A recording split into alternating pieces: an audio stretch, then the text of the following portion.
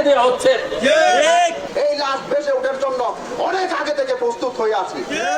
যদি 24 ঘন্টার মধ্যে আরবাজ সানিকে মুক্তি দেওয়া না হয়, আমরাও আরো কঠোর কর্মসূচি দিতে বাধ্য হব। সাথে সাথে কেউ কোনো হাউসে পাঠিয়ে দিবেন না, দুদিন সময় নেবেন, চিন্তা করবেন কাকে সেখানে ফাঁসিয়ে দেওয়া হচ্ছে। এখন থেকে কোস্টগার্ডের যে সমস্ত সদস্যরা রয়েছেন, আমাদের এই বক্তব্য, এখানে আপনাদের গোয়েন্দা বাহিনী আছে, আমরা জানি এই বক্তব্য আপনাদের কাছে পৌঁছাবে। গতকালকে আমাদের এক সাংবাদিক সহকর্মী আরফাত সানির বিষয়ে যখন কোস্টগার্ডের সাথে কথা বলল, তার হেড অফিস থেকে কোস্টগার্ডের সদস্যরা গিয়ে, ঊর্ধ্বতন কর্মকর্তারা গিয়ে তাকে ফোন করা হয়েছে। এই যদি কন্ট্রোল করার চেষ্টা হয়, এই নতুন বাংলাদেশে এখন পর্যন্ত সাংবাদিকের যে কথা বলার স্বাধীনতা, সেটি এখন পর্যন্ত বাস্তবায়ন হয় নাই। আজকে থেকে আমরা ঘোষণা দিচ্ছি, আমরা ক্র্যাকের পক্ষ থেকে কোস্টগার্ডের সংবাদ বর্জন করলাম। একই সাথে আরবাজ সানির ন্যায় বিচারের জন্য সারা বাংলাদেশের সকল সাংবাদিককে অনুরোধ জানাবো, কোস্টগার্ডের সংবাদ যেন তারা বর্জন করে। আপনারা জানেন, আরবাজ সানির জন্য যে আন্দোলন সৃষ্টি হয়েছে সেটি এখানেই থামবে না। আগামীকাল হুকিয়া একটি মানববন্ধন ডেকেছে, সেখানকার কর্মরত সাংবাদিকরা।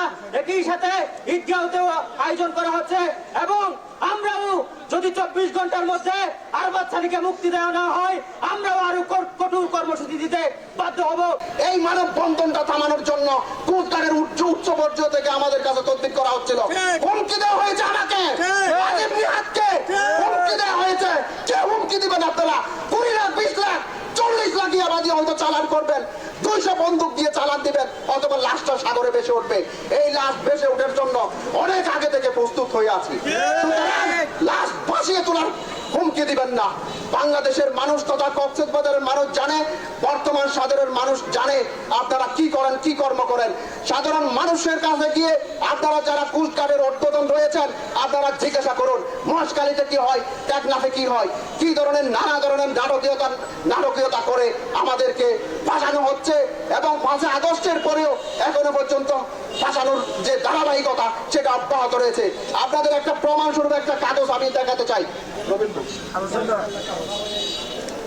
আমাদের সহকর্মী আরবাজ সানিকে গ্রেফতারের পরে আইএসপিআর থেকে একটা প্রেস বিজ্ঞপ্তি দেওয়া হয়েছে। আইএসপিআর যেটি 3 বাহিনী অন্তঃবাহিনী পরিচালনা করে বাংলাদেশের সর্বোচ্চ, যেটি যদি বিদেশের সাথে যদি কোনো যুদ্ধ লেগে যায়, এই আইএসপিআর আমাদের সংবাদ দিবে। সেইখানে আরবাজ সানির কোনো অস্তিত্ব নেই। আরবাজ সানির যদি কোনো অপরাধ থাকে, সেই অপরাধ কেন আগে বলেননি আপনারা? আপনাদের বিরুদ্ধে যখন সেই বক্তব্য দিয়েছে, আপনাদের বিরুদ্ধে যখন সংবাদ প্রকাশ করেছে, তখন আপনারা নানা ফোন দিয়ে তাকে টার্গেট করেছেন। প্রথমে তার স্বজনদের, এরপরে তাকে আপনারা তুলে নিয়েছেন। কেন? সেখানে তো নৌবাহিনী অভিযান করেছিল। নৌবাহিনী যে আইএসপিআর থেকে যেই বক্তব্য দিয়েছে, এটি চেঞ্জ করলেন কেন আপনারা?